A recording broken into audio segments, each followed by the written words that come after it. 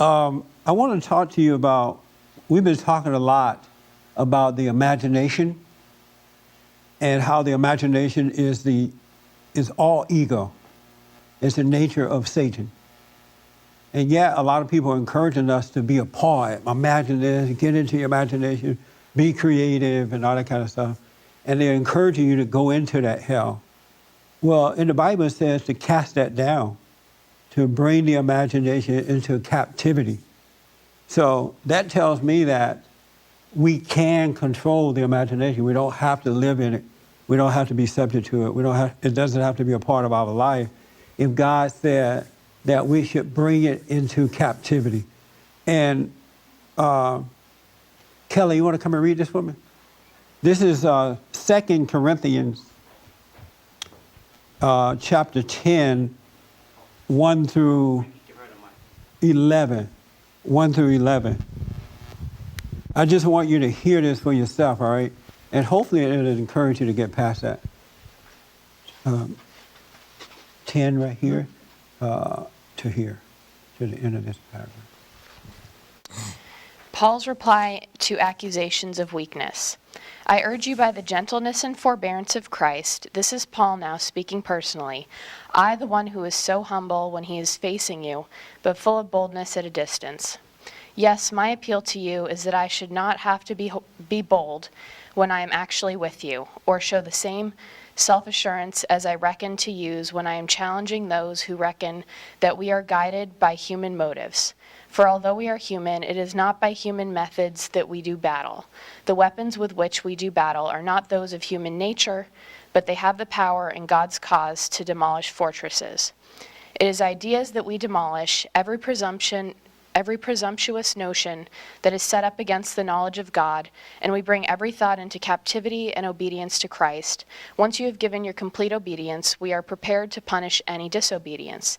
Look at the evidence of your eyes.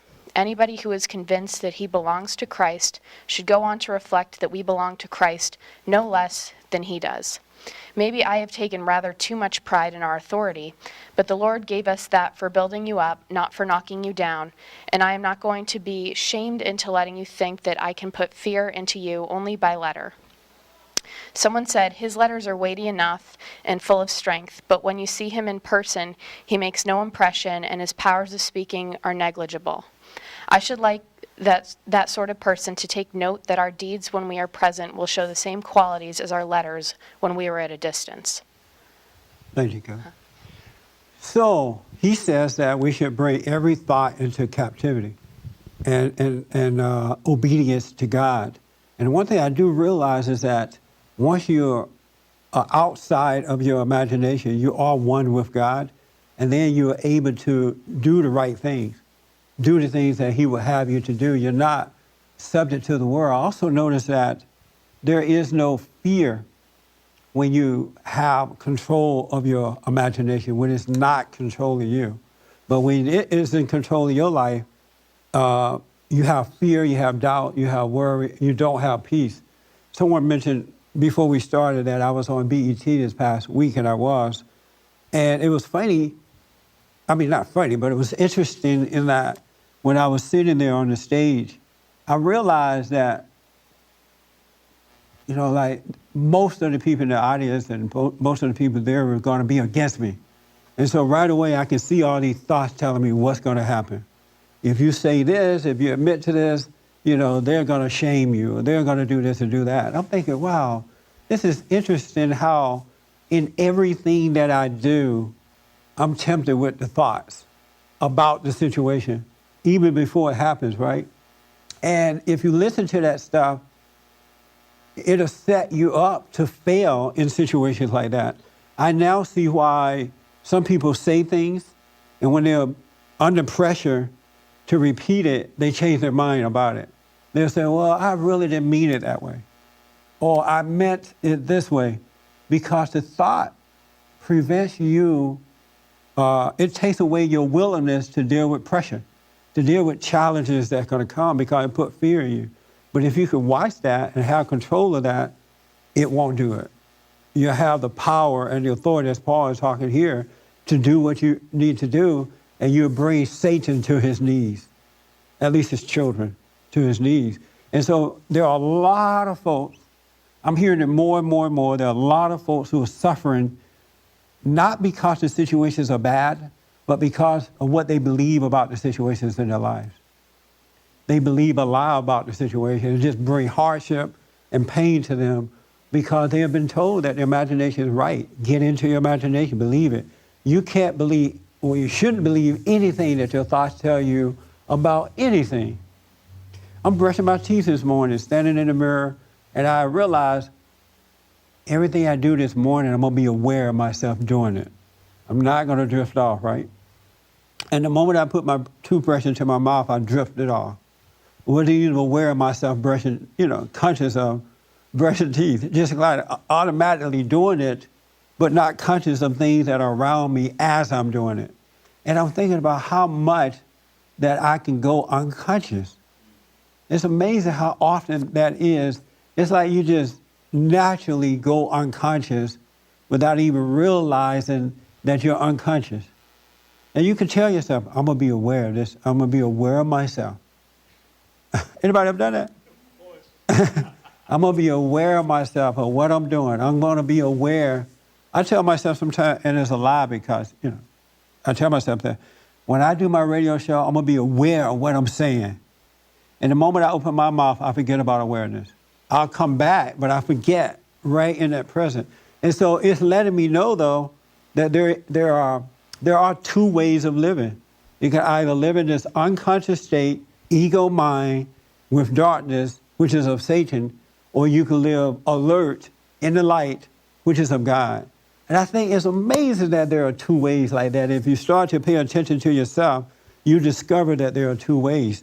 The unfortunate thing is that for so many years of our life, we've been lied to about these things. These things have not been taught to us. The preachers have brought them up. They'll read the Bible, bring every thought into captivity and obedience to Christ. They'll just read that scripture, but they don't present it to you in a way where you can get some understanding about it. We don't have to be living the way that we're living. But we got to overcome this ego. We got to forgive. We got to overcome anger so we're not controlled by that. I'm amazed at the fact that we can live another way. I really am. And when you live that way, everything just kind of unfolds and works out. It works out for you. You don't have to worry about anything. And that's God loving us. He's made a way for us. I saw a couple of hands. Yes, sir. The mic is not on. It passed. It passed? Oh, okay. Did I see another hand? Do you guys ladies see what I'm talking about? You see that happening? We got to bring these thoughts into captivity. And the way to do it is to first, you got to realize that you're in there by overcoming your anger. Because if you don't overcome the anger, you can't help but live in darkness. This other way, it'll give you it'll allow glimpse to come so you can see if you're a seeker, but you're not going to be able to really start to separate from the darkness until you can overcome your anger, until you can forgive. That's why God said, before you enter into the kingdom, you must forgive. You're not going to enter into this other source until you can overcome that. Yes, Kelly? Martin brought up something very interesting about the thoughts in the little pre-Bible class. And that was that he mentioned they don't always come in the form of words. It's not always like a big, long sentence. Right. Is that the case? Is that... No, it's not always a long paragraph. Yeah. Sometimes it could be just one word. Yeah. Or one idea, or one little something that you did in the past to make you, focus on it. But when you're unconscious, and we're often unconscious, you don't see that one suggestion that's been given to you, right? And now you're feeling all worried or painful, and you don't quite know why. You feel a little sad or you feel a little glad. You don't quite know why. Why? Because you didn't see that ego suggestion coming to you. It can just sneak up on you. I've noticed that actually. It hits like a lightning bolt, and it's just a second, and it conveys this whole idea. But it does. Yeah, it's weird how that is. And when that happens, the best thing to do is not to react to it, but just simply become aware of it. And know that it's not you. and know that it's the ego at work. And the reason you're feeling this way is because something has been suggested to you, and maybe you didn't see it come up, but there was a suggestion made. Then you may have to go through a whole day or a week with the pain of it, but if you just be aware of it, eventually it'll work out. And after that, you get a quiet, nice joy, a peace that come with that. Once that is over with. But yeah, it's amazing. If you really want to know what the ego mind can do, which is of Satan, be aware of yourself. Just be aware of what's going on with you. It look like he get worse because it's dying, the awareness of it. You don't want to control it. You don't want to deny it. You just want to be aware of it.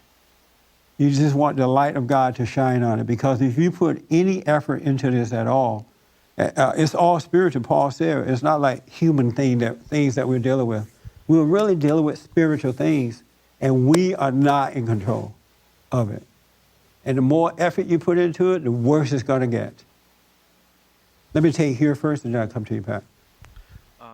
She had mentioned that Martin said that without thoughts come to you without words. What came to mind is the fantasies, the delusions of grandeur. That sometimes constantly the ego, you're constantly want to see yourself in a visionary form as being great, as being a leader, as being something that brings attention to you. Yeah. And it comes in pictures, and. Yeah, it's amazing to me, too, that these things are going on within us, and we can pray for years. We can go to church until the cows come home. We can read the Bible. We can give money to the church. We can call ourselves Christians and not deal with this. You can live a whole lifetime not understanding it, not dealing with it, and the ego just drive you through life.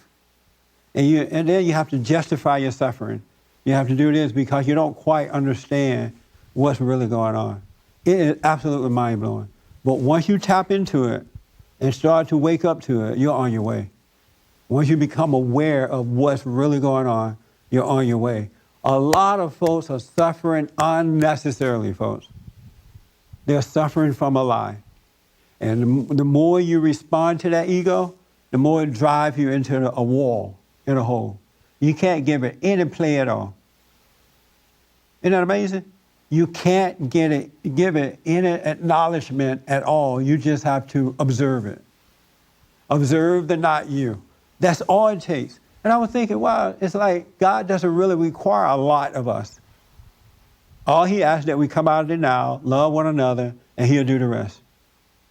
Be aware. You got to have love in order for this to work. You mentioned that we were traveling, Doug and I was traveling, coming back from a speaking engagement. So we get to the airport, and we order 2 lemonades, and then we go sit down, and I'm drinking my lemonade, and I could barely finish it. I had enough. And then Doug finished his and went and got another one. And when he came back, I said, "Did you pay for another lemonade?" He's like, "No, it was free. You get a second free refill." And all of a sudden, my thoughts started telling me I wanted another lemonade. I'm like, wow, I can get another one, because it was kind of expensive to buy it in the airport. And it made me think that if I got a second one, then I'll be getting my money's worth, even though I did not want it, right? And I'm like, wow, look here. Look what it's doing to me. And when I realized it, I did not go and get it. I was done with the lemonade. But it was interesting to see this. And that's what's going to happen when you wake up. You're going to see what's been driving you. And it has not been you. And it's driving you right straight to hell. And then when you start, another thing that's going to happen too, when you wake up and start, as Patrick was talking about earlier, and practice living that way, the ego is going to go wild. There are going to be days where you're going to have to live with ego pain. It's like you're going to have to live with it until it's over. It's going to give you a headache. It's going to hurt your stomach. It's going to try to make you not want to function. There's a guy right now who told me he can't even go to work because of that ego pain that he has. And I said, you got to go to work, because the more you give into it, the worse it's going to get. Some years ago, I was under pressure at one of my jobs, and I could barely function. I could barely breathe. I had grief pain in my stomach. The mind was just going wild with me about what's going to happen, and I could barely function. And I would go and do my job and just go back home and fall out on the couch for dead, you know? Like, you know what, Lord, whatever it is, let it be, let it be. And then got up the next day and just put one foot before the other one and did what I had to do. And then eventually it was gone. You're going to have to live with it. Don't let it shut you down, because it's trying to shut you down. It's trying to cause you to give into it. And the more you give into it, the more life you give unto it, and the more you're just getting worse. It is really trying to get you to react, give into it. And it's going to be painful. Don't worry. It's not. You're not. It is dying, but you're coming alive. You're beginning to live. And don't worry about it, because some people say, well, when will this all end? I've suffered long enough. It's going to end when God says so. When the Father says over, it'll be over. But don't worry. Be happy. It will end. And you go function anyway. And let it just talk to you. Let the pain be there. But function anyway.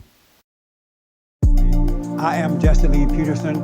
You can get involved by calling 800-411-2663, 800-411-BOND.